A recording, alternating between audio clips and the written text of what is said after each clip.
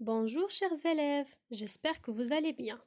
Aujourd'hui, on va écouter une nouvelle histoire. Soyez attentifs. C'est l'histoire 29, le toboggan givré. Malika et Oscar sont surpris en entrant dans le grenier. Noisette a un bonnet sur la tête. Bonjour Noisette, dit Malika. Tu vas chez Lila et Léo? Non, répond Noisette. Nous allons sur la banquise. Mais nous ne sommes pas équipés. Nous allons avoir froid, proteste Oscar.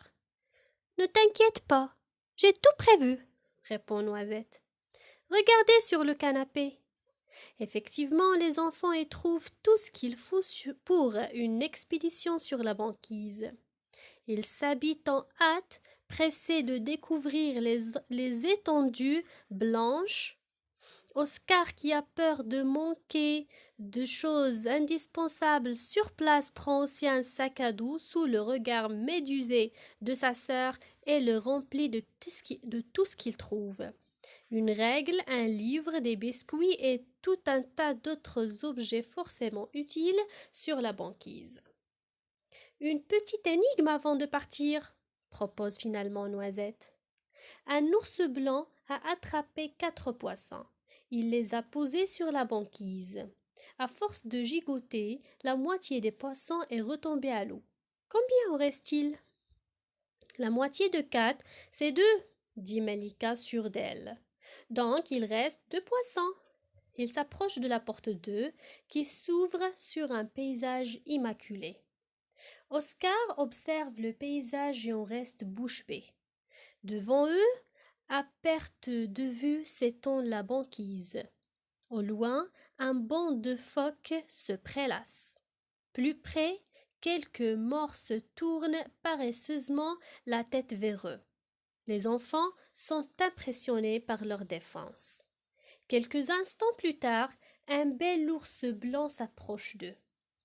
Je vous amène jusqu'au toboggan de neige, les amis. Vous voulez monter sur mon dos? Ah oui, s'exclament les 3 compères.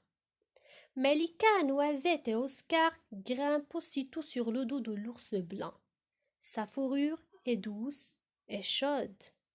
L'ours avance lentement, puis se met à courir. Oscar, Malika et Noisette sont secoués dans tous les sens. Ils rient de bon cœur. Tout à coup, l'ours stoppe sa course. Tout le monde Non, c'est pas comme ça. Tout le monde descend. Vous êtes attendus. Noisette et les enfants se laissent glisser au sol. 5 petits pingouins les accueillent. Bienvenue à notre partie de toboggan givré. Suivez-moi, s'exclame le plus grand. Puis il part en se dandinant, suivi par les autres pingouins. Les 5 oiseaux s'arrêtent devant une montagne de neige. Ce tas de neige nous sert de toboggan, explique le grand pingouin. Il faut un peu de courage pour grimper au sommet, mais une glissade fantastique nous attend ensuite. Elle n'est pas difficile, cette petite grimpette, fanfaronne Noisette, bien à l'abri de la capuche de Malika. Pas pour toi, c'est sûr, rétorque celle-ci à bout de souffle en pleine ascension. Mais après l'effort, le réconfort. Une fois en haut, Malika est époustouflée par l'incroyable pente qui s'offre à elle. Il fait descendre Noisette de sa capuche et s'élance avec un immense sourire. Oscar, Noisette et les pingouins la suivent aussitôt. Ils sont à peine arrivés en bas que Noisette propose de recommencer. C'est avec encore plus de plaisir que tous empruntent le toboggan une deuxième fois. Après cette seconde glissade, Noisette, Malika et Oscar doivent malheureusement remonter sur le dos de l'ours et regagner la porte. La nuit va bientôt tomber et il fera vite très froid. Alors, mes enfants, j'espère que l'histoire vous a plu. Alors, après avoir écouté 3 fois, bien sûr, voilà les questions dont vous devez répondre. Quels sont les personnages de l'histoire? Qu'est-ce que Noisette a sur la tête au début de l'histoire et pourquoi? Qu'est-ce que la banquise? Quels animaux les enfants voient-ils en arrivant? Qui les accueille? Que leur propose l'ours? Pourquoi les trois compagnons doivent-ils repartir? Alors, vous devez répondre aux questions sur vos cahiers, d'accord? Et maintenant, comme on a l'habitude, observez la têtière de la page 76 du manuel. Regardez bien ce qui est écrit en haut et les dessins aussi.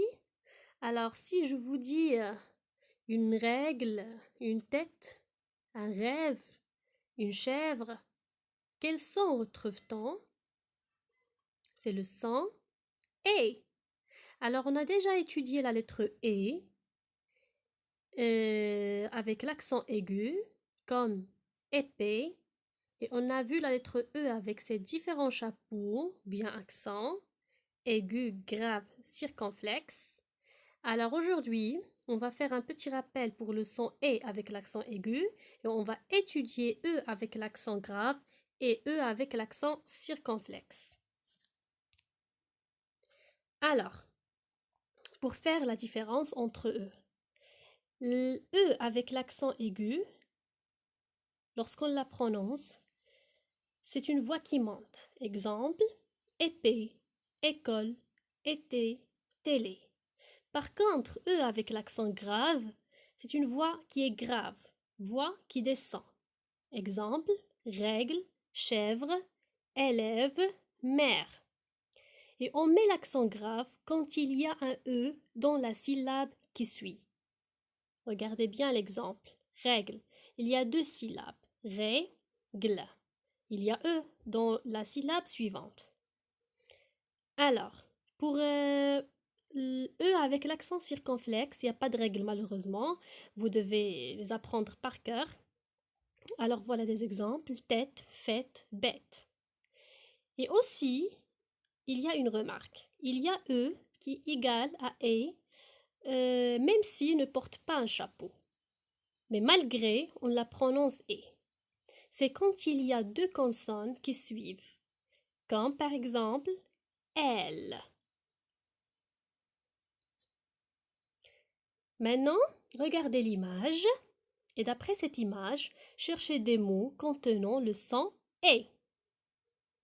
Moi, j'ai trouvé tête, vêtements, règle, mèche de cheveux, bien sûr, frère.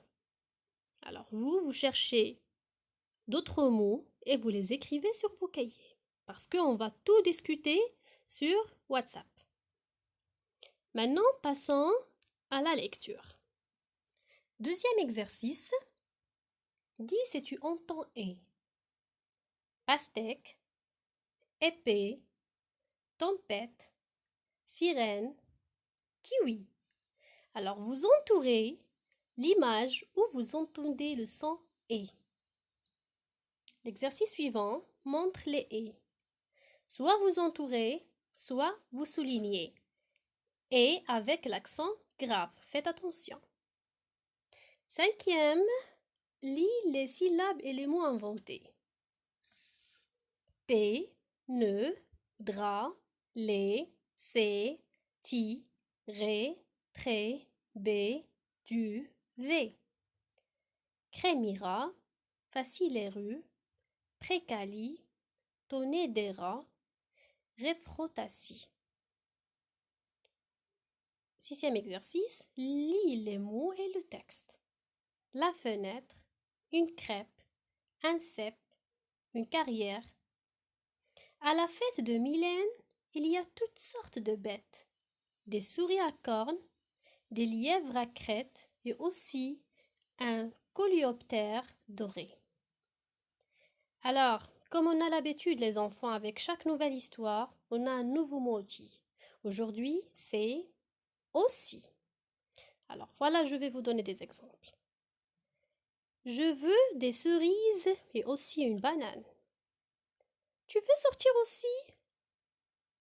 J'ai aussi des chats, mais je n'aurai jamais un chien. Alors, à vous d'inventer maintenant des petites phrases et vous les écrivez sur vos cahiers. Pour le dernier exercice, vous le travaillez sur le manuel, avec le crayon bien sûr, et on va discuter ça le mardi et je vais vous donner la correction des exercices. L'exercice numéro 2, 3 et 7. Et vous n'oubliez pas les enfants de lire la suite du résumé, c'est obligatoire, la page 76. Bonne chance et au revoir.